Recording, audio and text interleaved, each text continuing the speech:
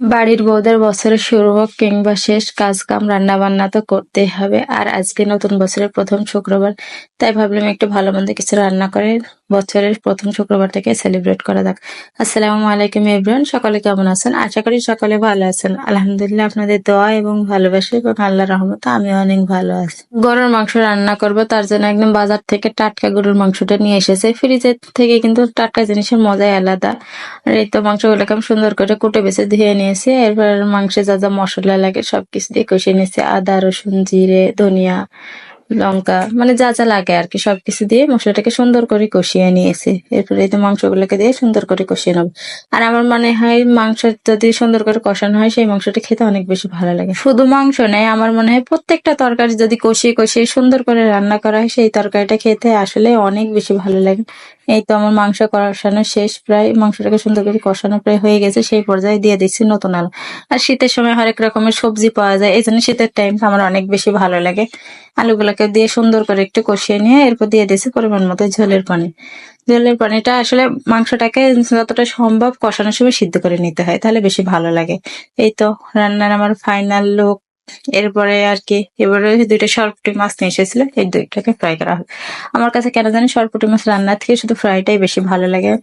এই তো এখানে দিয়ে দিলাম হলুদ, লবণ, আদা, রসুন। এরপরে দিয়ে দিয়েছি ঝালের গুঁড়া। ঝালের গুঁড়াটা আবার মাখানোর পরে দেখি যেমন দিতে মনে নেই, তারপর আবার দিয়ে দিয়েছি। এরপর মাছগুলাকে মিডিয়াম আছে সুন্দর করে লাল লাল করে এপিট ওপিট করে ভেজে নিতে হবে। আর এই সময় চুলার আঁচটা মিডিয়ামে না রাখলে মাছটা পুড়ে যাবে আর খেতে তেমন একটা বেশি ভালো লাগবে না। এই তো মাছটাকে আমি সুন্দর করে ভেজে নিয়েছি।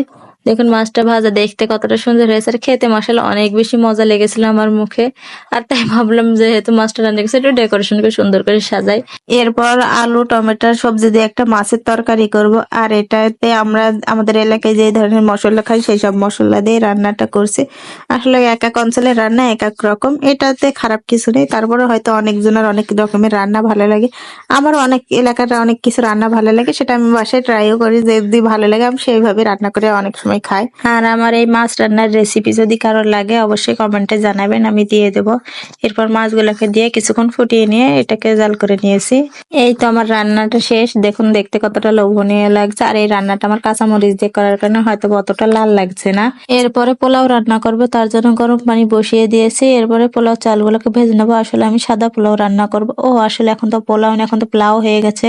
তার জন্য পেঁয়াজ কুচি, কাট, এলাচ দিয়ে এটাকে সুন্দর করে ভাজা ভাজা করে নিয়ে তারপরে দিয়ে দিয়েছি পোলাওয়ের চালগুলাকে। তারপরে এগুলাকে সুন্দর করে ভেজে নেবো। পোলাও রান্নাতে পোলাওয়ের চালগুলাকে যদি সুন্দর করে ভাজা হয় আর পানির পরিমাপটা ঠিক থাকে তাহলে কিন্তু পোলাও রান্নাটা অনেক বেশি সুন্দর হয়।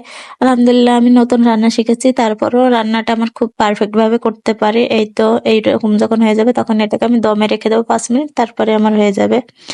এই তো দেখুন কতটা ঝরঝরা হয়েছে, আর সাথে ছিল সালাদ। আজকের ভিডিওতে এই পর্যন্ত, দেখা হবে পরবর্তী কোনো ভিডিওতে। সে পর্যন্ত সবাই ভালো থাকবেন, সুস্থ থাকবেন। আল্লাহ হাফেজ।